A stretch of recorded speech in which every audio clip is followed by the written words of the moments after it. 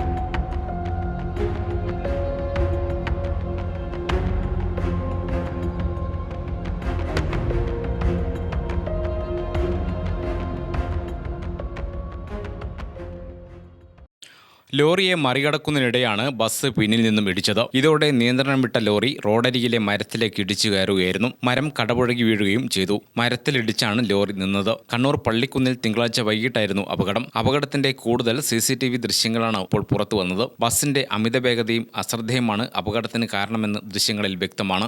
ഇടിയുടെ ആഘാതത്തിൽ ലോറിയുടെ മുൻഭാഗം പൂർണ്ണമായും തകർന്നു. വെട്ടുകല്ലുമായി പോവുകയായിരുന്ന ലോറിയാണ് അപകടത്തിൽപ്പെട്ടത്. ലോറിയുടെ ക്യാബിനടക്കം പൂർണ്ണമായും തകർന്നു. ലോറിയുടെ ഉടമ ലോറിയുടെ ഇടതുവശത്ത് ഇരിക്കുന്നതിനാലാണ് രക്ഷപ്പെട്ടത്. കണ്ണൂർ പയ്യന്നൂർ റൂട്ടിലായാലും കണ്ണൂർ കോഴിക്കോട് റൂട്ടിലായാലും കണ്ണൂർ കാസർഗോഡ് റൂട്ടിലായാലും ലിമിറ്റഡ് സ്റ്റോപ്പ് സ്വകാര്യ ബസ്സുകൾ റോഡിലൂടെ എങ്ങനെയാണ് പായുന്നത് എന്നതിന്റെ ഉദാഹരണമാണ് ഈ അപകടമെന്നാണ് നാട്ടുകാർ പറയുന്നത്. അപകടത്തിൽ സ്വകാര്യ ബസ് ഡ്രൈവർക്കെതിരെ മോട്ടോർ വാഹന വകുപ്പ് നടപടി ആരംഭിച്ചിട്ടുണ്ട്. ഗ്രാമിക ന്യൂസ്, കണ്ണൂർ.